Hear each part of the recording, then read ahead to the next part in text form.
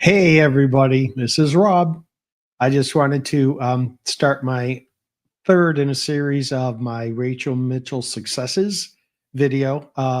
Here is she is our Maricopa County attorney, and I have shared in my previous videos the successes and a lot of the wins that have been promoted through her X account, posted on X, I should say, and they are about my quote that I came up with was fighting crimes of all kinds.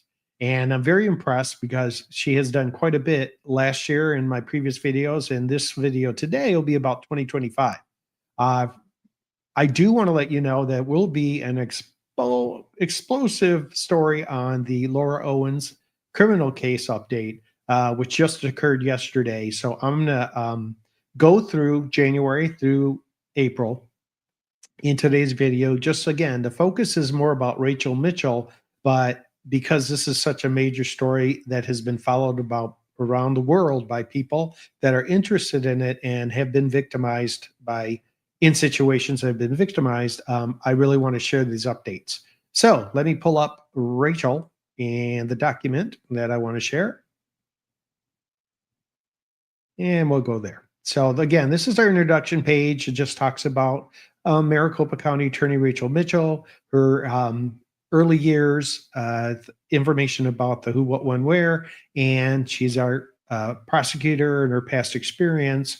I did meet her the day of September 22nd, 2024 in Surprise at a community, I don't want to say confessions, but it was a session where she comes out and meets with people around the Maricopa County. I attended the Surprise one because I don't think they have one in my city, or I haven't had one yet here. But it was very nice to meet her. It was during the campaign, as we talked about in a previous video, regarding sending letters regarding the Laura Owens case.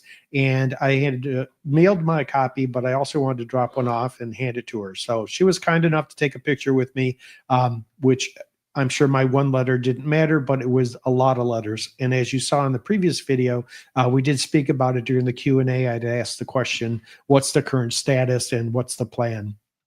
So you'll have to watch that video to get those updates. Moving on from here, starting in January on the 3rd, the title of this news release was The Killer Sentence for Deadly Beating in the Zone.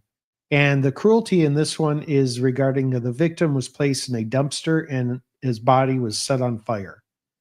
This is not how we treat fellow human beings. So for Rachel and her investigators and the prosecutors to take this one and make sure that the proper that they are treated in the court system and taken to trial, and until they're behind bars, we want to prevent things like this from happening. This was a co-defendant situation, and the following charges were accrued: 1 count of first-degree murder, a Class 1 felony; kidnapping, a Class 2 felony; a 1 count of arson and structure or property, a Class 4 felony; and 1 count of abandonment or concealment of a dead body, a Class 5 felony. Pretty potent. And these are some outrageous felonies based on the situation that occurred. So I'm really grateful that Rachel and her staff and the law enforcement team members, if you will, around the state of Arizona and other counties in Arizona all have taken the same oath of protect and serve. And I'm grateful for every one of them. Moving on to January 16th, the news release was death sentence for R and murderer of a child. Decade-long case ends with ultimate punishment.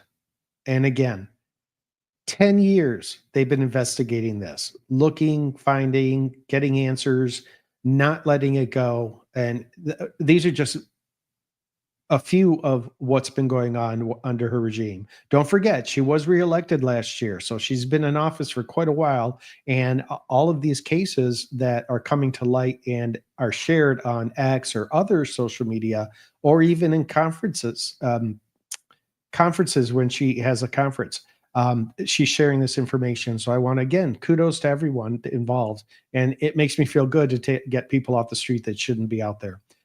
The jury found this person guilty of the following: 1 count of first-degree murder, a Class 1 felony, 1 count of kidnapping, a Class 2 felony, 1 count of SC with a minor, a Class 2 felony with dangerous crimes against children, crime against children, 1 count of burglary in the second degree, a Class 3 felony, 1 count of abandonment or concealment of a dead body, a Class 5 felony, 1 count of unlawful flight from law enforcement, a Class 6 felony. Again, they caught him, which is the most important thing. So I'm really grateful for everybody involved. Moving on to January 29th, the Maricopa County Attorney Office, also abbreviated as MCAO, reports record number of organized retail crime prosecutions. We talked about this in the previous videos, and retail crime is really impacts everybody, you, me, the businesses, big and small.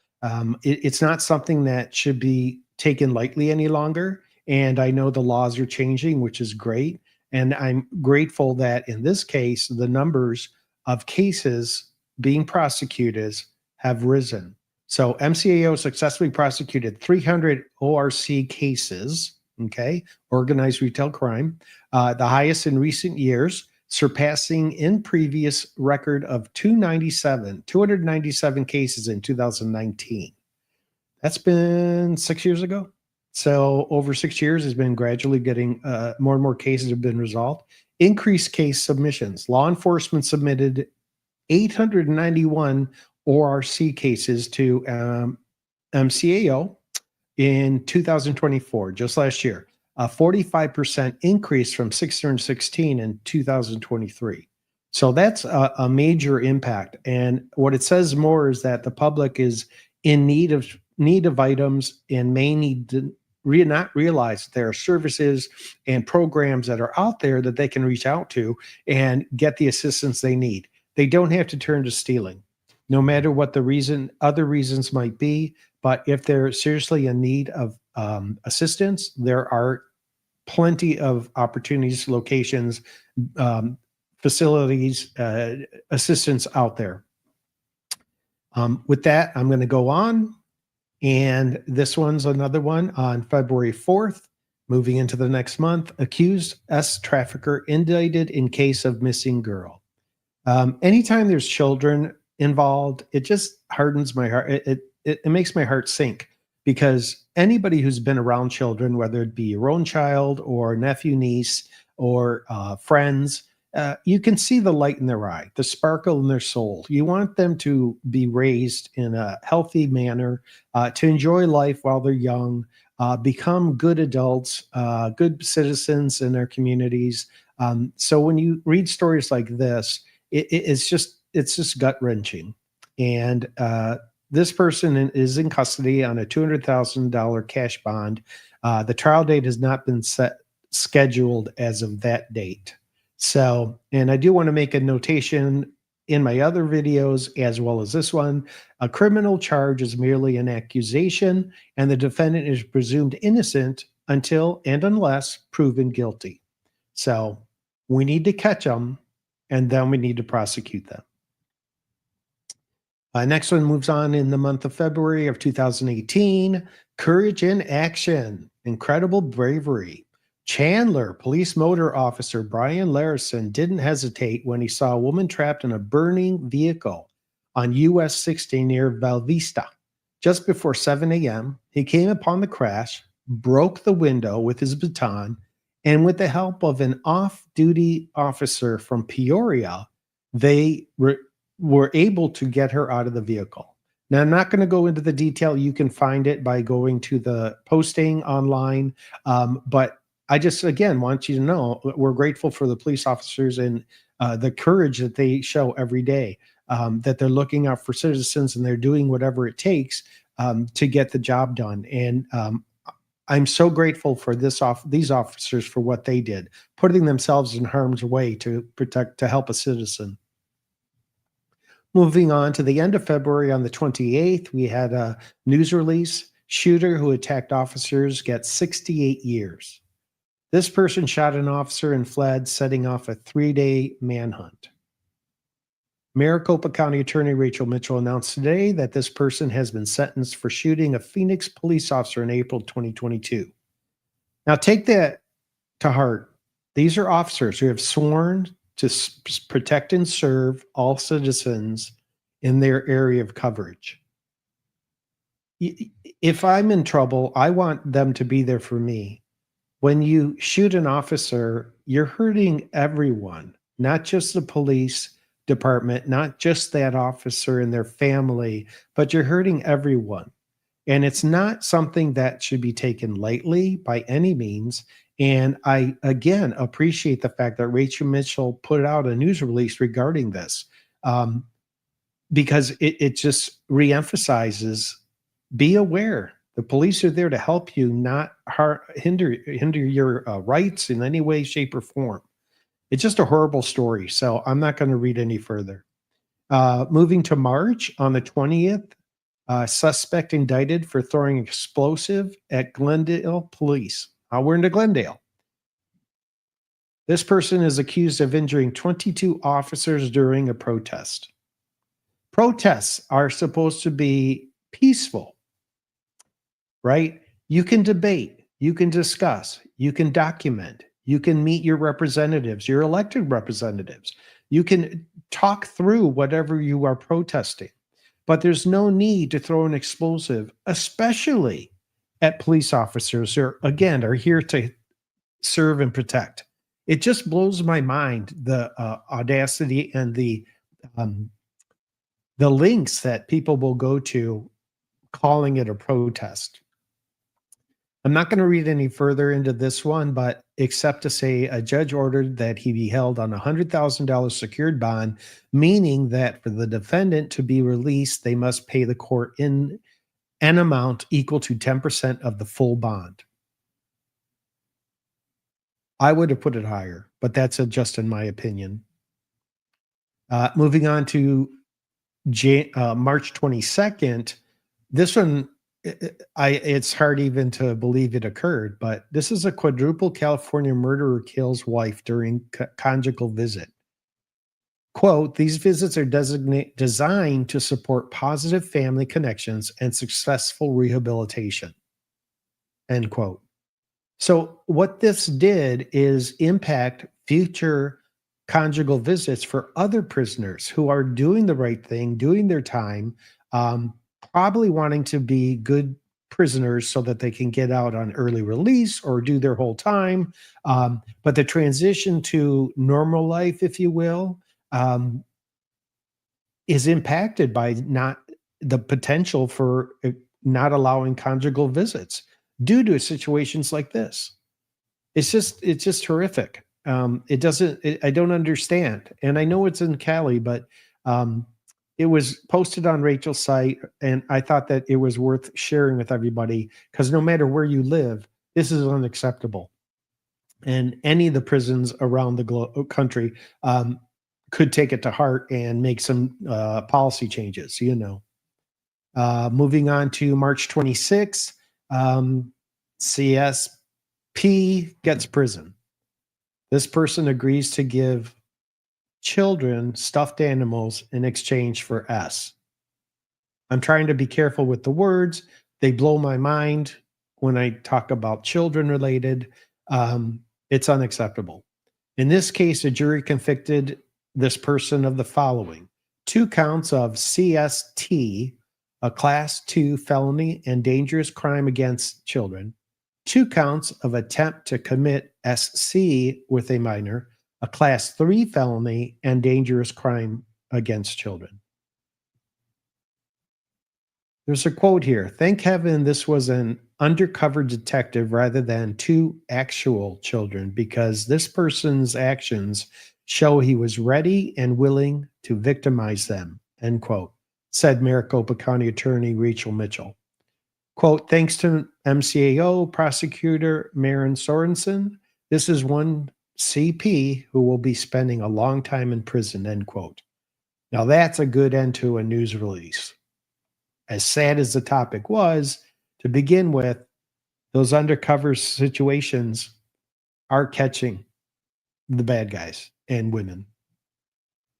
The next one, we're into April now. Our month right now is April 1st here on this news release. A win for victims of crime in Arizona. HB 2108 signed into law. This bill gives victims and survivors the right not to be contacted by an inmate. Wow. I've seen movies and TV series and real life stories about how victims have received phone calls from prisoners threatening their lives, threatening their families, their children's, causing the victims even more harm that they didn't need to go through. So I'm really grateful that this bill has passed. And I'll read this one. Maricopa County Attorney Rachel Mitchell today applauded the signing of House Bill 2108 into law. The current law in place since 1999 makes it possible for victims to request not to receive postal mail from an inmate. Just postal mail they can request to stop. This bill signed today dramatically updates the law to include communications of any kind, including text messages, email, or any other additional messages available to inmates. It'd be nice if that was applicable to people who are not in prison that are being victimized. Interesting. Maybe it is part of like the OOPs that are out there.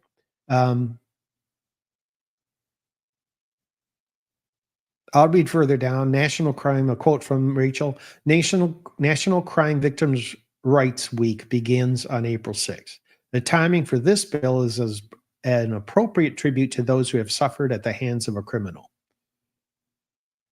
This, in a note, the change in the law will take effect 90 days after the legislature adjourns for the year. So this is April 1st. We're into May. It will take effect later the year, hopefully sooner than later. But it's going to happen. So I'm really glad about that for everyone and anyone. Moving on to April 2nd, one day later, prisoner gets more prison for ordering M from behind bars. It's inconceivable to me. How can they possibly be allowed to communicate with the outside world in any way, shape, or form that's not allowed or agreed upon from the prison, able to order an M? So at least this person gets additional time, but it just blows my mind that it's a possibility that can be done.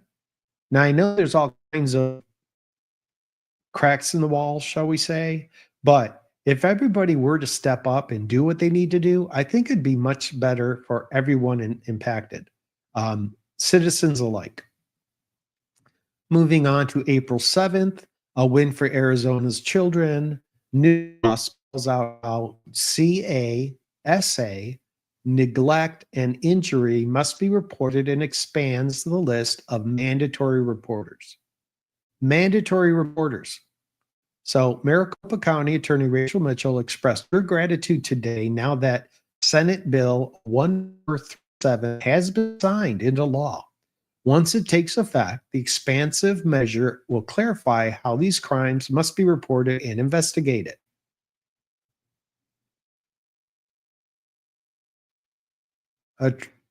Looking further down, as establishes rules for reporting allegations of abuse. School employees are required to directly report any abuse allegations directly to a law enforcement agency and the Department of Child Safety. Mentioning a concern to a supervisor is not sufficient. Mentioning an incident to a school resource officer, SRO, also does not satisfy the reporting requirement. We didn't have SROs back in my high school days. So that's kind of different for me, but I've watched enough videos on YouTube that I can see the benefit of it most definitely these days. So I'm grateful that they implemented the SROs. Next one is student victims must be interviewed by specially trained forensic interviewers rather than school administration, teachers, counselors, or an SRO. You almost want an outsider's view, right? Someone separate from the situation to ask questions, to get the information. It makes sense in my mind, in my opinion.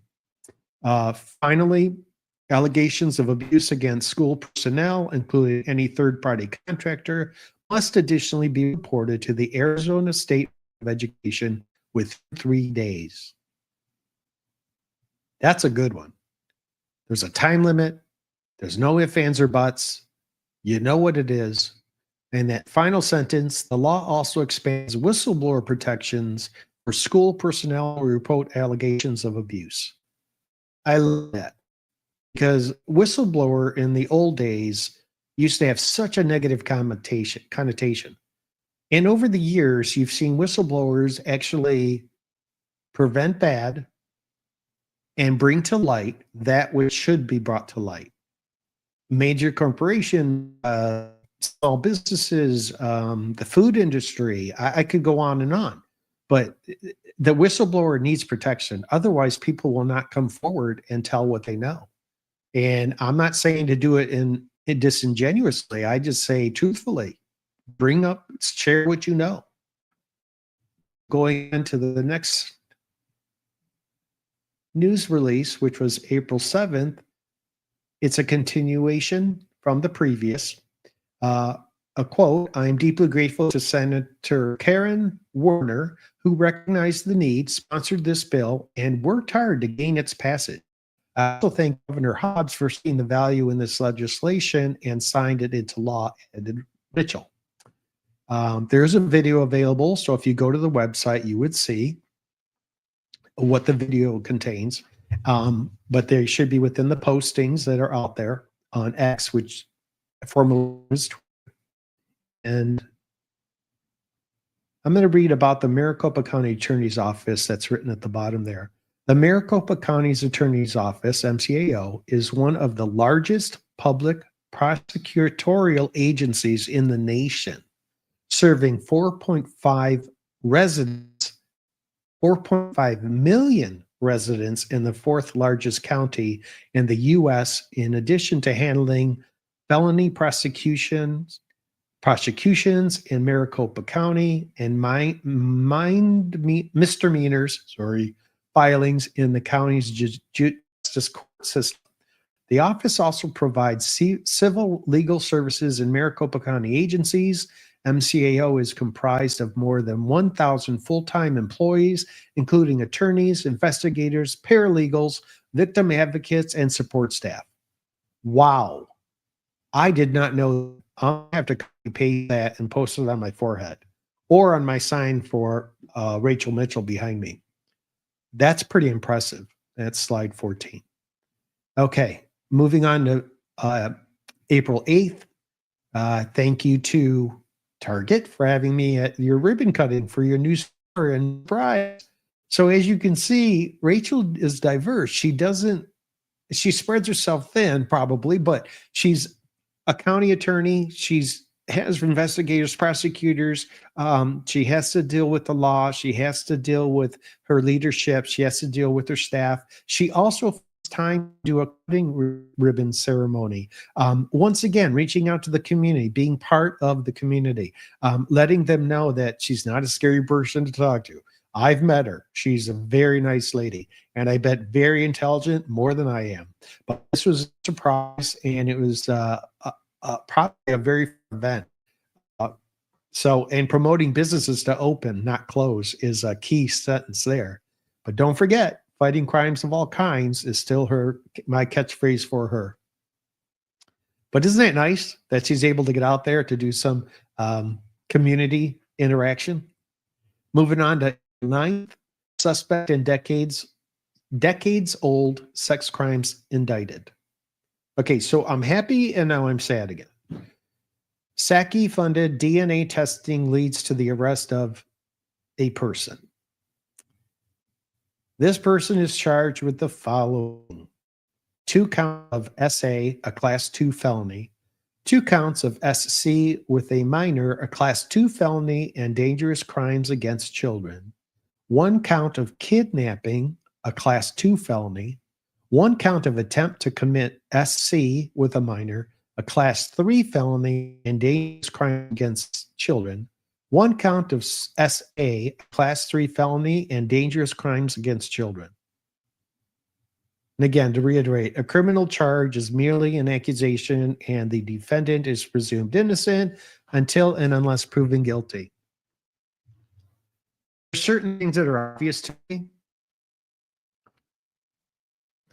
To be able to go from investigation, gathering research, bringing it to the prosecutors, bringing it to your attorney, a county attorney first, bring it to prosecutors to take court, a grand jury, and then to court. It takes a lot. There's a lot of steps involved. And I should probably get somebody who knows what they're talking about to walk us through that. That would be very interesting. Excuse me, I need to drink some water.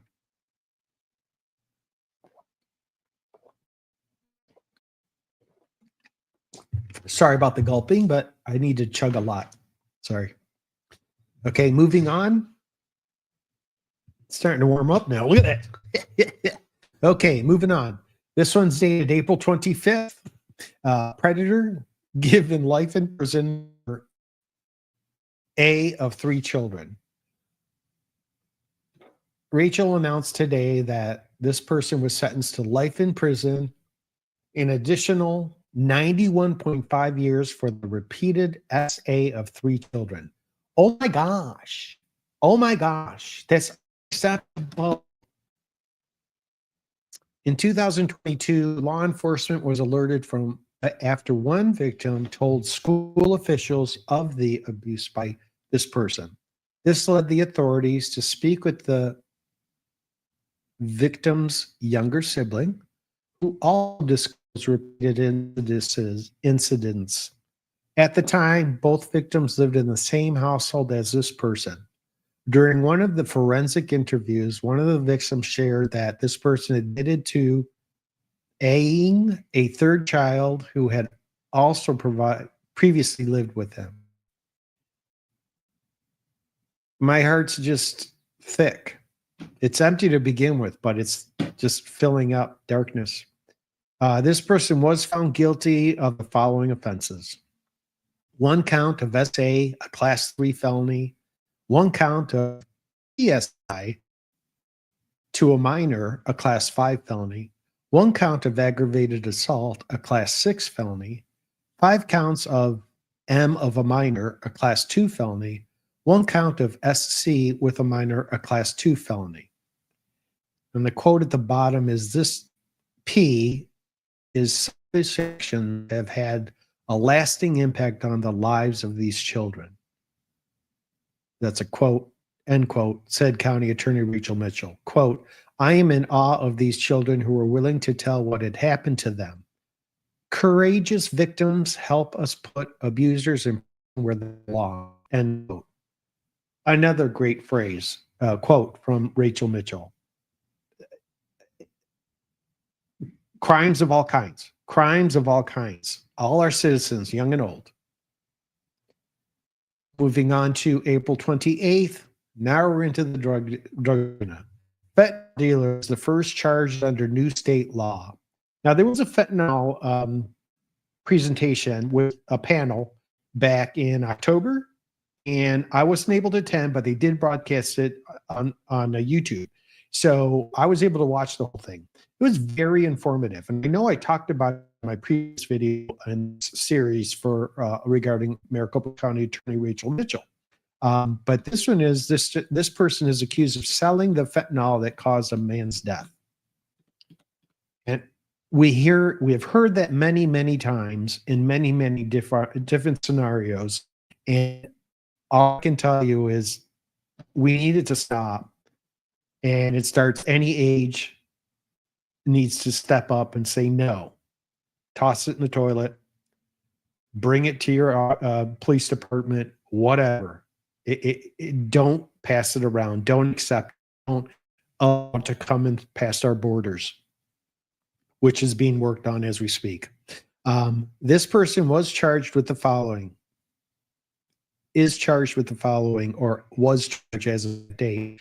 1 count of manslaughter, a class 2 felony, 1 count of sales of lethal fentanyl, a class 2 felony, 4 counts of sale of or transportation of narcotic drugs, a class 2 felony, 1 count of conspiracy to commit sale or transport of narcotic drugs, a class 2 felony.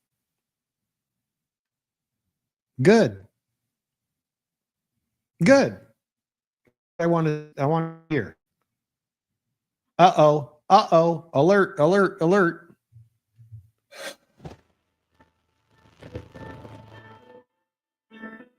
What's this? April 14th?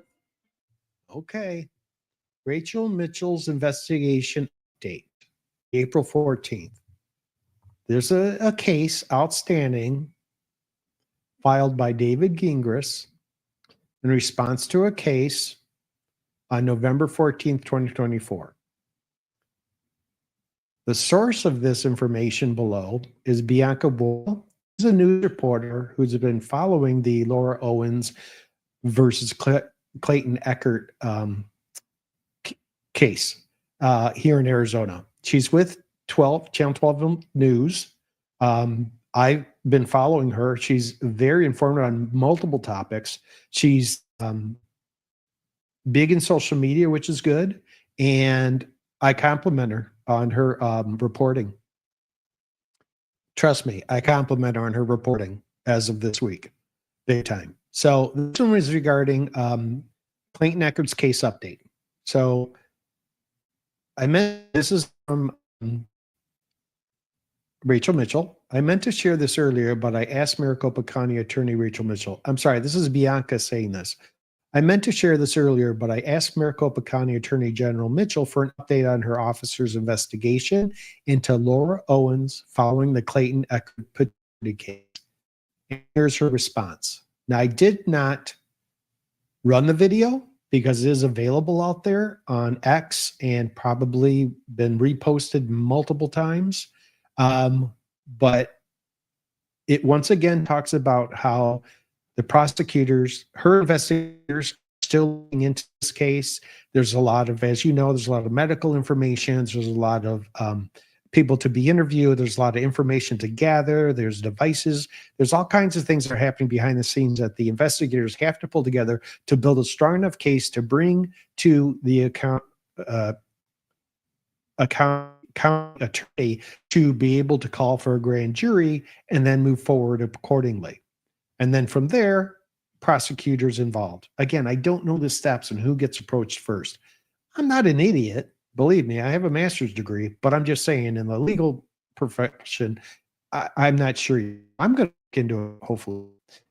This came out yesterday. So just last week, we asked Rachel Mitchell for an update on her office's investigation into this case. This is Bianca Buono. She posted on X. She responded, "Stay tuned." From a video that was from last week. I'm not going to read this because I think the next one's going to have a bigger point, but this is the full-blown Laura Owens indicted on fraud charges.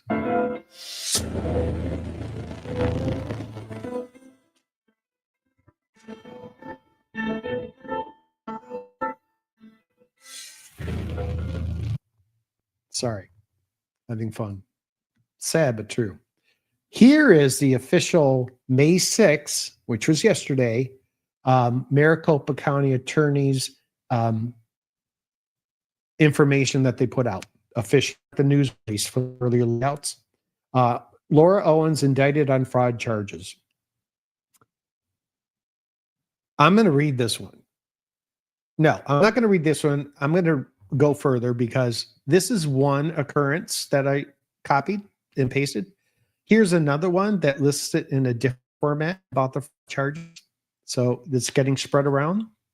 And here is the actual indictment, which you may have seen already, may not have seen, I don't know, but it is the state of Arizona versus Laura Michelle Owens. You can see here, count 1 Fraudulent claims, artifices, a class 2 felony. Forgery, a class 4 felony. Perjury, a class 4 felony. Perjury, class 4 felony. Perjury, a class 4 felony. Perjury, a class 4 felony. Six counts in this indictment. Moving forward, the 7th one is tampering with physical evidence, a class 6 felony. So there are 7 counts. 7. Where am I at? There we go. 7 counts of tampering with what? She lied. Yep. She lied. That's what perjury means. She lied. No, do you know what perjury means? She lied. Yes, that's correct. You are right. I'm going to read this through and through because I know others have, and I find it interesting for everybody to hear. The grand jurors of Maricopa County, Arizona, accused Laura Michelle Owens on May 1st, 2025, charging that in Maricopa County, Arizona, count 1, Laura Michelle Owens on or between May 17th, 2023 and June 10th, 2024, pursuant to scheme or artifice to defraud, knowingly did obtain a benefit from Clayton Ray Eckert by means of fraudulent pretenses, representation, promises, or material omissions in violation of the statute that you see listed there. Count 2, Laura Michelle Owens on or between June 27, 2023 and July 11, 2023, with intent to defraud, did falsify, make, complete, or alter a written instrument, to wit, sonogram, in violation of the statute. Laura Michelle Owens on or about October 25th, 2023, in regard to a material issue and believing it to be false, did make a false sworn statement, to wit, testifying in front of a judge, John Duty. I was there. I watched that, I should say. I was not impressed. That she had not been intimate with anyone else since March 2022, in violation of. That implies something, don't you think? So if she was, in my opinion, if she was with someone else, maybe it wasn't Clayton that should have been treated as brought to court. I mean, he was on a TV show, so I guess that might be a better choice for her as a husband, father, provider. I don't know. I don't think so, because he's smart enough to get the heck out of that, get out of Dodge quickly on that one. Like literally. I'm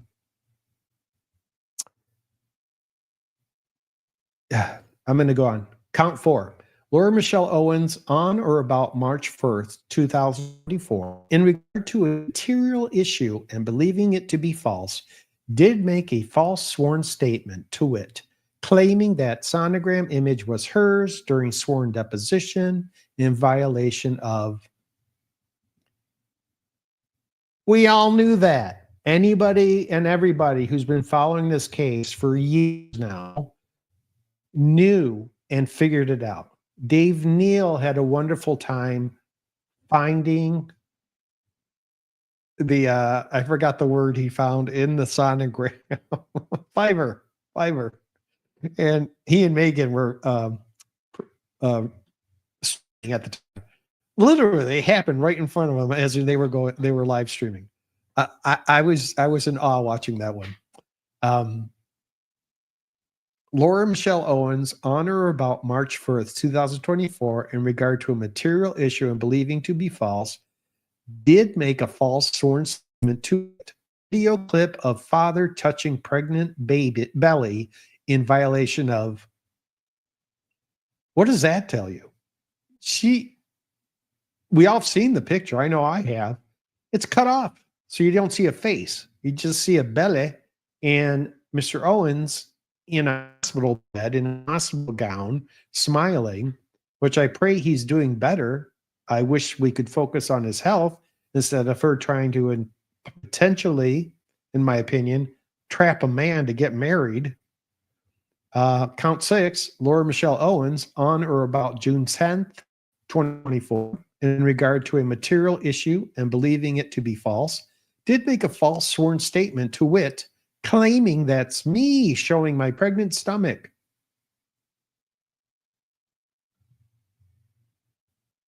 If that's not gonna bite her in the ass or bite her in the stomach, I don't know what will, right?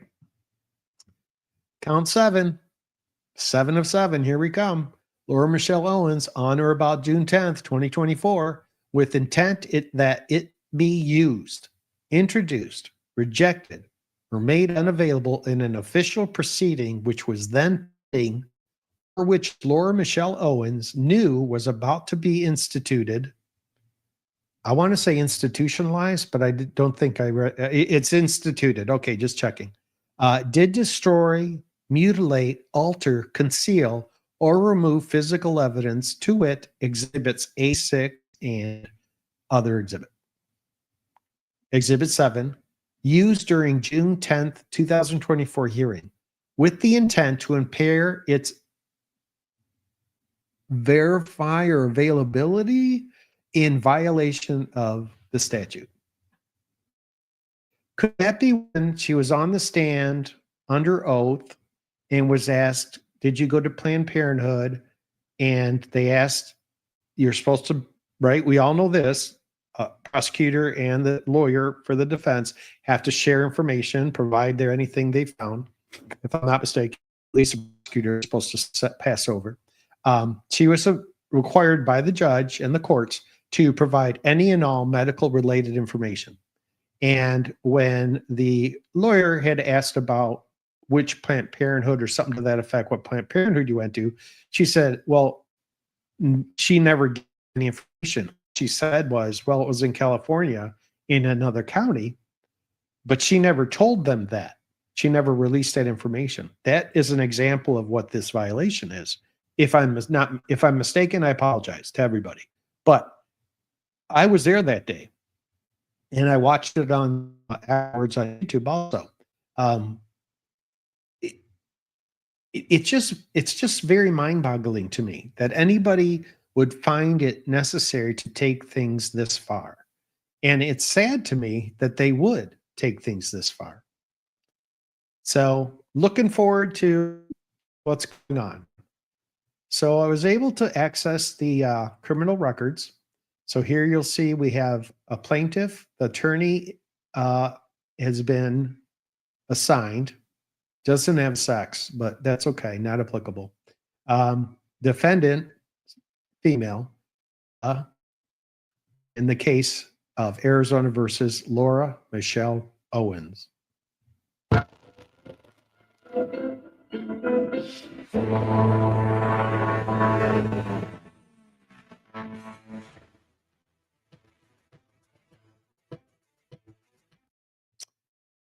Here we have all the counts.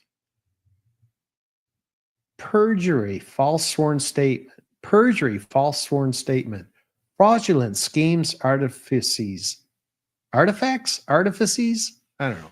Perjury, false sworn statement. Perjury, false sworn statement. Forgery with written instrument. Tampering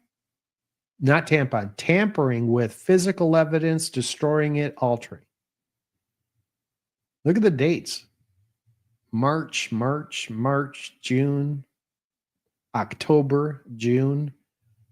And we're talking 23, 24. Okay, here are the case documents. On May 6th, the summons and affidavit of service party. May 1st, court information sheet party. May 1st, the indictment.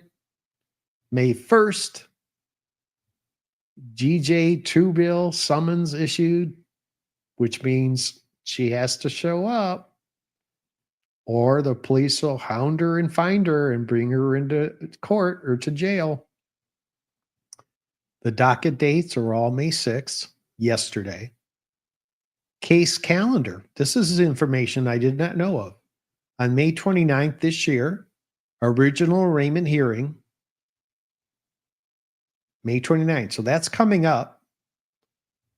On July 11th, the initial pretrial conference. August 11th, comprehensive pretrial conference. October 16th, pretrial conference. And October 23rd, 2025, the trial. It ought to be interesting, right? That this is already documented. This is already on the books, in the calendar for the judges in the court system. So hopefully she will present herself to whichever police station she chooses to go to. I don't think she should be hassled or bothered or anything like that. But I want her to do the right thing, which we've been asking all the way along, truth and justice, right? So I want her treated just like any other citizen. She's got something against her. She needs to go to the courthouse or the police department to turn herself in. I don't want to hear about some out there story that I'm sick, I got COVID, whatever, right? No, you got to do it. Just do it today. Do it today. Do it today. Do it right now. It doesn't hurt. It just be done with it. You may already have, for all I know. So you don't know. I have one slide left. Nothing. All happy. Hey, Rob. How you doing, brother? This is my big case calendar. I like this. It's already lined up. I'm sure the dates may change depending on the lawyer that you pick. But as of now, there is no legal defendant, lawyer, attorney to be determined. And there's the case number on the calendar.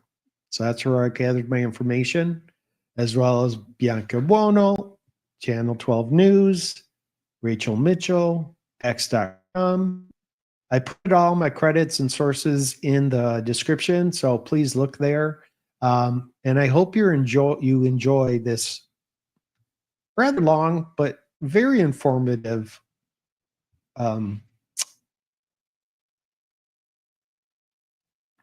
information that I provided. Again, my main focus in the last two videos plus the third of the series was about the good that Rachel Mitchell is doing. It became overshadowed at the very end yesterday, which I had to bring up and talk about, because this story, you can reach it, and there'll be a lot of information available. There's a lot of streamers out there that cover it. Just look for not just me, but anyone, and or even use the internet. You'll find out information that way too. But it's up to you. And I just don't want her to. I want her to do the right thing. That's all I'm saying. That's all I've ever said all along. Do the right thing. She's already pissed off enough people, upset enough people with her antics and stringing things along, which is hard to believe someone, when you're wolf kind of thing for 20 times, it's hard to go back and believe anything else they may say. So with that, I'm going to end today's stream. And actually, I'm going to give it a little bit more time so I get an even number. I have OCD, so I like even numbers. So you're going to have to bear with me for a little bit. Look at that smile. Only a baby smile. What can I say? So, but I am grateful for the streamers that I do know and have met since the trial. They've impressed upon me that they will be, they've said it. If there is help, they're coming. So I'm looking forward to possibly cooking dinner, a nice Italian meal, hanging out, anything to just spend time together. I enjoy them. Since I enjoy them all the time now, why not be in person? Okay. I'll see y'all later.